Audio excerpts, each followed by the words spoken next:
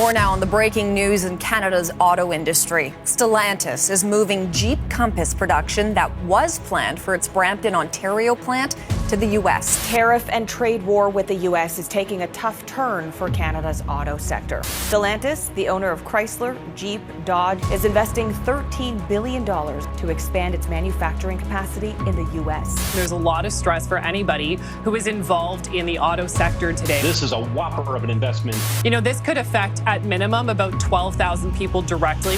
Overall, Stellantis plans to invest $13 billion in the United States. Stellantis, the company that owns Jeep, Dodge, Chrysler, and several European brands, just announced a $13 billion investment to expand its manufacturing in the United States. That money will retool factories in Michigan, Illinois, and Indiana, creating about 5,000 new American jobs and boosting U.S. production by roughly 50%. But behind that headline, there's a second story, one that's hitting Canada hard. That's what she said. The same company that's growing south of the border has paused its operations in Brampton, Ontario, leaving 3,000 workers in limbo and thousands more suppliers uncertain about their future. Why? Because politics just beat economics.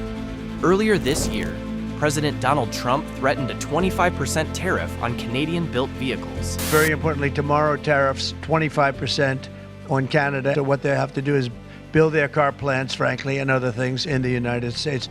For Stellantis, that made building in Canada a liability and investing in America a necessity.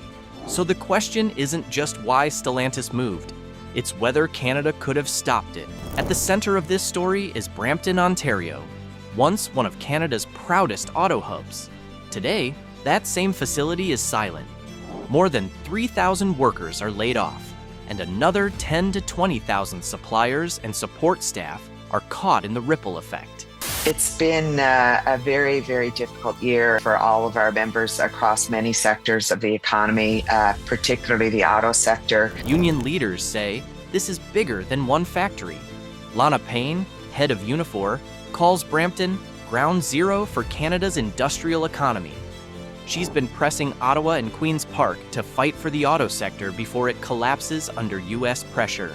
We've also been pressuring companies to keep production here in Canada. There's only so much, obviously, that we could do in that regard. We need our governments fighting with us. Ontario Premier Doug Ford says no provincial funding will flow to Stellantis until there's a clear plan to bring those jobs back. I'm not going to give them a penny because it was tied in to making sure Windsor and keep Brampton going. Did you know that 99.4% of viewers are not subscribed? It's not true. It's not true? No. Okay, it's not true. While Canada's factories wait, America's are roaring back to life. Stellantis is pouring $13 billion into U.S. manufacturing. Overall, Stellantis plans to invest $13 billion in the United States, creating 5,000 new jobs. Here's where the money's going. Detroit, Michigan, new lines for the next generation Dodge Durango. Kokomo, Indiana, upgraded engine plants to power Stellantis' next hybrid and electric models. Belvidere, Illinois, once on the chopping block, now revived to build the Jeep Cherokee and Jeep Compass. And Warren, Michigan, gearing up for a brand new range-extended electric vehicle. The company says this expansion will boost American vehicle production by 50%, a direct play to rebuild its U.S. dominance after years of falling sales. 2018, they had about 2.2 million vehicles sold here in the United States. Last year, were about 1.3 million. Tells you how far Stellantis has fallen. But behind every billion-dollar headline, there's a motive. As a small channel just starting out, this is what happens when I get a new subscriber. This wasn't just an executive decision, it was a political move. Back in early 2025, Donald Trump reignited his America First campaign, promising to rebuild domestic manufacturing and punish imports. One of his biggest targets? Cars made outside U.S. soil. Build their car plants, frankly, and other things in the United States. Those tariffs changed everything. For a company like Stellantis, the math was simple. Build in Canada, pay 25% more, build in the U.S., get tax breaks, federal credits, and political favor.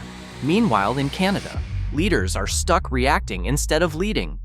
You know, it's disappointing. They said they're going to keep Brampton open. I had a conversation with the president of Stellantis yesterday. He said, well, we're going to postpone it for a year. We're going to find a new model. So yes, the headlines say investment, but this is really a power shift. One country gaining leverage, the other losing it, all because of politics disguised as economics. Hey, want to hear the most annoying sound in the world? Please like and subscribe and turn notifications on.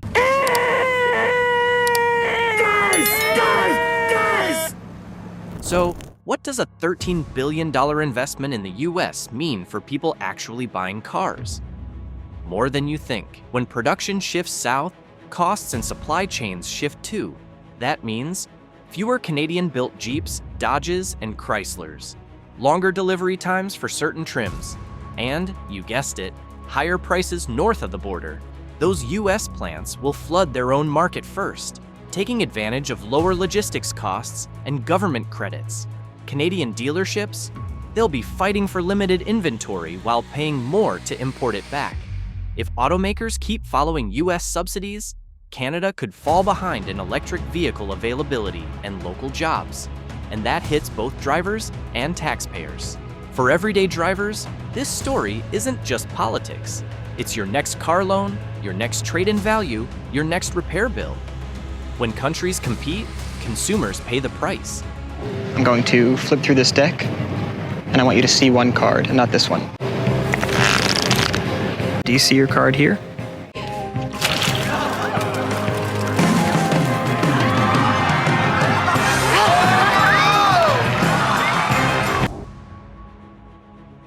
$13 billion moved south, 5,000 new American jobs, and one Canadian city left behind.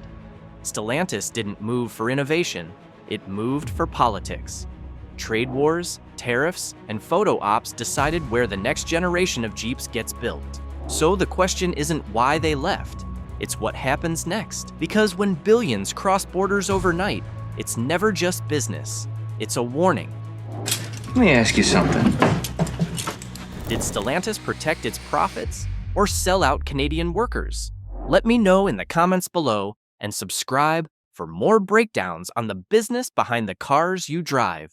Did you know that 99.4% of viewers are not subscribed? It's not true. It's not true? No. Okay, it's not true.